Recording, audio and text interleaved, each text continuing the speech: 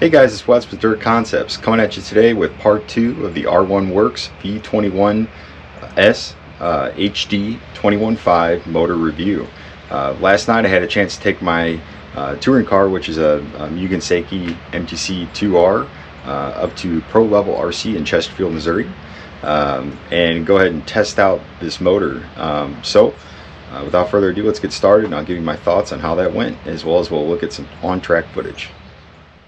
Alright, since our last part 1 of the R1 Wurks V21-HD 21.5 motor review, I have since installed it in my touring car, which is a Mugen Seiki MTC2R.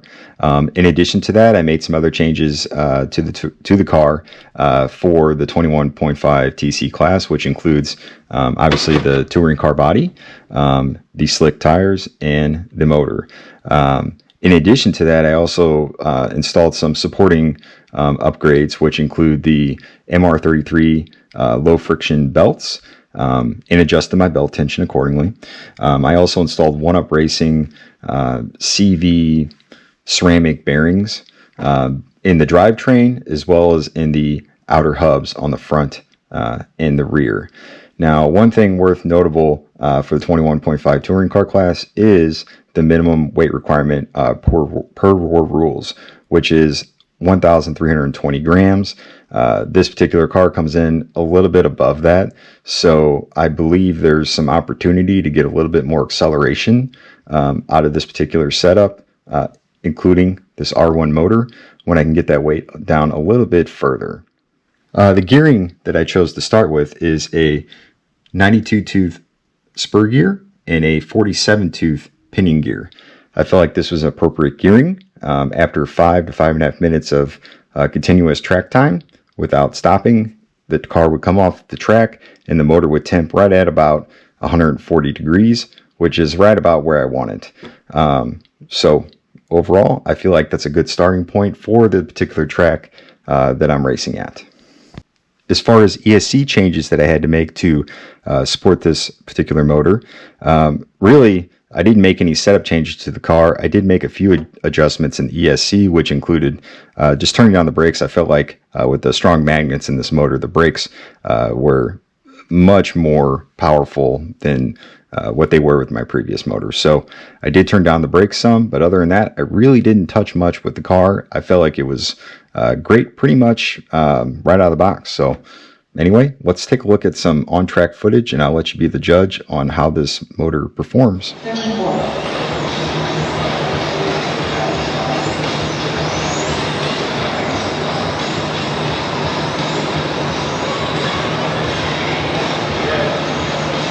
12-7.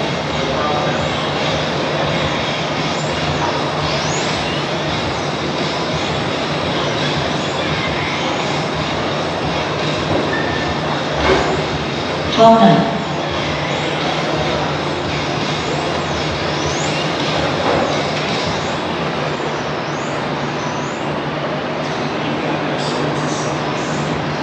12-5.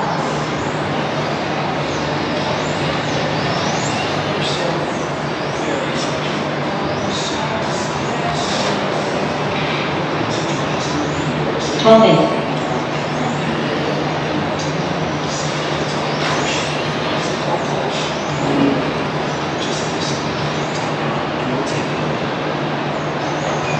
12-5.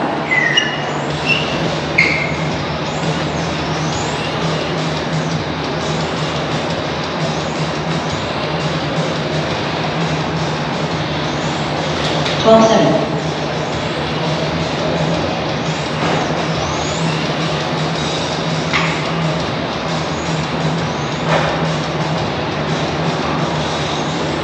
12-6.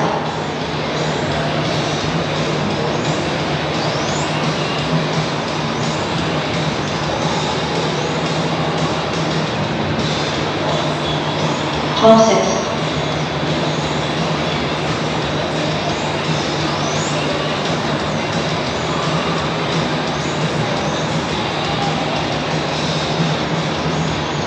12-8. 12-8.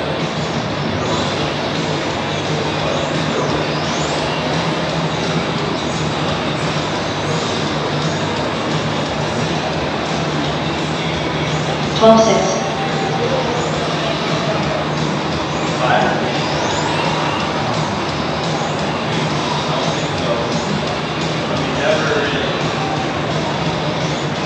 12.7.